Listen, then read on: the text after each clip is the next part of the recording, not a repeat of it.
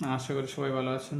So আজকে আমরা 20 পৃষ্ঠার সমাধানটি করব গণিত পঞ্চম শ্রেণী 11 নম্বর প্রশ্নটি হচ্ছে ভাজক হচ্ছে কত 78 এবং ভাগফল হচ্ছে 25, ভাগশেষ হলো ভাজকের 1/3। প্রশ্ন হচ্ছে ভাজ্য কত, বলছে কি ভাজক হচ্ছে 78 এবং ভাগফল 25 এবং ভাগশেষ হচ্ছে কি ভাজকের 1/3। অর্থাৎ এখানে ভাজক দেওয়া আছে, ভাগফল দেওয়া আছে এবং ভাগশেষ দেওয়া নাই, কিন্তু ভাগশেষে একটি ক্লু দিয়ে দিছে। ক্লু হচ্ছে কি যে ভাগশেষটা হলো কি ভাজকের তৃতীয়াংশ। এই জন্য আমরা লিখতে পারি যে ভাজক সমান 78 এবং ভাগফল সমান 25। যেহেতু বলছে কি ভাগশেষ হলো ভাজকের তৃতীয়াংশ, তো আমরা লিখতে যেহেতু ভাগশেষ যেহেতু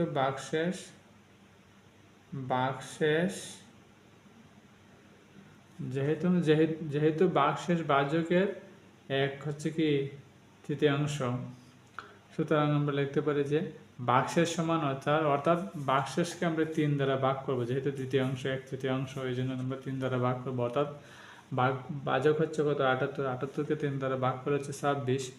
সো এখানে একটা বিষয় হচ্ছে কি এই ক্ষেত্রে ভাজক ভাগফল বা ভাগশেষ এগুলো বের করতে গেলে বিশেষ সূত্র আছে, দুইটা সূত্র আছে। একটা সূত্র হচ্ছে নিঃশেষে বিভাজ্যের ক্ষেত্রে, আর একটা সূত্র হচ্ছে নিঃশেষে বিভাজ্য না হলে। অর্থাৎ একটা সূত্র আছে কি নিঃশেষে বিভাজ্য হলে, আর একটা সূত্র হচ্ছে নিঃশেষে বিভাজ্য না হলে। সো বিষয়টা হচ্ছে কি আমরা জানি ভাজ্য সমান হচ্ছে ভাজক গুণ হচ্ছে ভাগফল যুগ হচ্ছে কত ভাগশেষ। আমরা জানি হচ্ছে কি ভাজ্য সমান ভাজক গুণ ভাগফল যুগ হচ্ছে ভাগশেষ।